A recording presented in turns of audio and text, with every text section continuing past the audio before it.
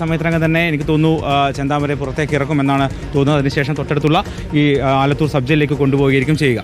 നേരത്തെ പോലീസെല്ലാം സൂചിപ്പിച്ചിരുന്നു ഇയാൾക്ക് യാതൊരു രീതിയിൽ കൂസലുമില്ല, കുറ്റബോധവും ഉണ്ടായിരുന്നില്ല എന്ന്. ഇതേ പെരുമാറ്റം തന്നെയായിരുന്നു അത്തരത്തിൽ തന്നെയായിരുന്നു. വളരെ ആത്മവിശ്വാസത്തോടു കൂടി തന്നെയാണ് അയാൾ പ്രതിക്കൂട്ടിൽ നിന്നത്. ഒരു കൂസലും ഉണ്ടായിരുന്നില്ല, ഒരു കുറ്റബോധവും ഉണ്ടായിരുന്നില്ല. ഇത്തരത്തിൽ കോടതിയോട് നേരിട്ട് ശബ്ദമുയർത്തി തന്നെ ചെന്താമര സംസാരിക്കുകയായിരുന്നു. മകളുടെയും മരുമകൻ്റെയും മുന്നിൽ തല കാണിക്കാൻ പറ്റില്ല എന്ന് പറഞ്ഞു. എല്ലാം ചെയ്തത് ഒറ്റക്കാണ് എന്ന് പറഞ്ഞു. പരിക്കുകളൊന്നുമില്ല, പരാതികൾക്കൊന്നുമില്ല.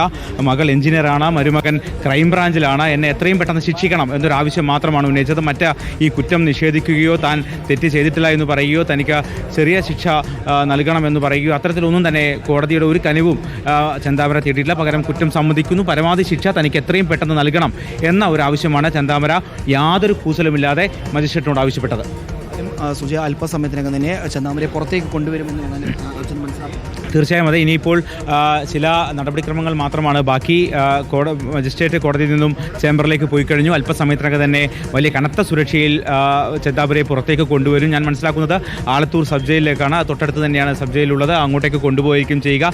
സ്വാഭാവികമായും ഇനി ഉള്ളത് വളരെ ഈ റിമാൻഡ് റിപ്പോർട്ടിലെ വിശദാംശങ്ങളാണ്. സ്വാഭാവികമായും എന്താണ് ഇതിൽ പ്രധാനപ്പെട്ട കാരണം, മോട്ടീവ് എന്താണ് തുടങ്ങിയ കാര്യങ്ങളൊക്കെ തന്നെ റിമാൻഡ് റിപ്പോർട്ടിൽ ഉണ്ടാകാനുള്ള സാധ്യതയുണ്ട്. അതും ഒരുപക്ഷെ നമുക്ക് ഉടൻ തന്നെ അറിയിക്കാൻ കഴിയും എന്നാണ് ഞാൻ മനസ്സിലാക്കുന്നത്. റിമാൻഡ് റിപ്പോർട്ടിനപ്പുറമുള്ള എന്തെങ്കിലും കാര്യങ്ങൾ പോലീസ് കോടതിയിൽ സൂചിപ്പിക്കുകയോ അങ്ങനെ എന്തെങ്കിലും പരാമർശങ്ങളുണ്ടാകും? അത്തരമൊരു വിശദമായ വാദത്തിലേക്ക് പ്രോസിക്യൂഷൻ കടന്നിട്ടില്ല, പ്രതിഭാഗവും കടന്നിട്ടില്ല. പകരം റിമാൻഡ് റിപ്പോർട്ട് കോടതിയിൽ സമർപ്പിച്ചു. നേരത്തെ തന്നെ ഏതാണ്ട് അരമണിക്കൂർ മുമ്പ് തന്നെ ഈ കൃത്യത്തിന് ഉപയോഗിച്ച കൊടുവാളടക്കമുള്ള ആയുധങ്ങളും കോടതിയിൽ സമർപ്പിച്ചിരുന്നു. തുടർന്ന് മജിസ്ട്രേറ്റായ ഇന്ദുചൂടൻ കോടതി മുറിയിലേക്ക് എത്തി. തൊട്ടു പിന്നാലെയാണ് ഈ നേരത്തെ പറഞ്ഞതുപോലെ ഈ കോടതിയുടെ ചോദ്യം, എന്തെങ്കിലും പരിക്കുണ്ടോ ഡോക്ടർമാർ പറഞ്ഞതിനപ്പുറത്തേക്ക് എന്നൊരു ചോദ്യം മാത്രമാണ് മജിസ്ട്രേറ്റ് ചോദിച്ചത്. പക്ഷേ എനിക്ക് ചില കാര്യങ്ങൾ പറയാനുണ്ട് എന്ന് പറഞ്ഞുകൊണ്ടാണ് എന്നെ ശിക്ഷിക്കണം, എന്നെ എത്രയും പെട്ടെന്ന് ശിക്ഷിക്കണം, എൻ്റെ മകൻ്റെയും എൻ്റെ മരുമകളുടെയും മുമ്പിൽ എനിക്ക് തല ഉയർത്താൻ കഴിയുന്നില്ല, തല കാണിക്കാൻ പറ്റില്ല എന്നാണ് ചെന്താമര പറഞ്ഞത്. അതിനുശേഷമാണ് പരിക്കുകളൊന്നുമില്ല, പരാതികൾ തനിക്കൊന്നുമില്ല.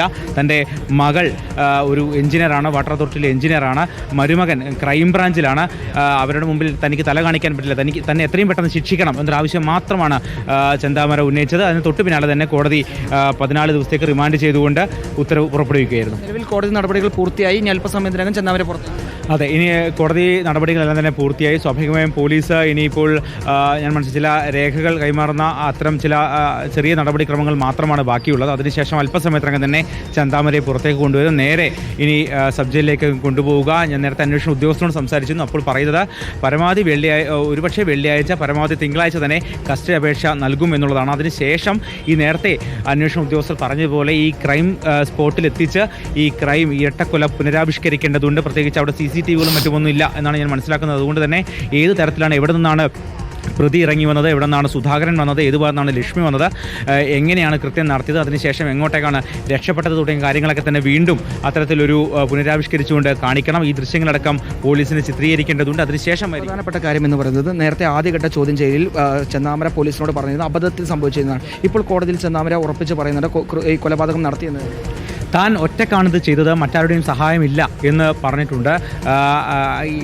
ഏത് സാഹചര്യത്തിലാണ് ചെയ്തത് എന്ന കാര്യം ചെന്താമര വിശദീകരിക്കുന്നില്ല. പക്ഷേ ഒരു കുറ്റബോധവും ചെന്താമരയുടെ മുഖത്തുണ്ടായിരുന്നില്ല. നേരെ കോടതി മുറിയുടെ ഏറ്റവും പിറകിലുള്ള പ്രതിക്കൂട്ടിലേക്ക് ചെന്താമര കയറുന്നു. അതിനുശേഷം അവിടെ നിന്നുകൊണ്ട് കോടതി ഒരു ചോദ്യം ചോദിച്ചപ്പോൾ അതിന് മറുപടിയായി വളരെ ആത്മവിശ്വാസത്തോടുകൂടി യാതൊരു കുറ്റബോധവും ഇല്ലാതെ തന്നെ ചെന്താമര മറുപടി നൽകുകയായിരുന്നു. അത്തരത്തിലാണ് തനിക്ക് ചില കാര്യങ്ങൾ പറയാനുണ്ട് എന്ന് പറഞ്ഞു. കോടതി അല്പം കൂടി ഉച്ചത്തിൽ പറയുമെന്ന് പറഞ്ഞപ്പോൾ കൂടുതൽ ഉച്ചത്തിൽ തനിക്കൊരു കാര്യം പറയാനുണ്ട് എന്ന് പറഞ്ഞുകൊണ്ടാണ് ചെന്താമര ഇക്കാര്യങ്ങൾ പറഞ്ഞത്. ഞാൻ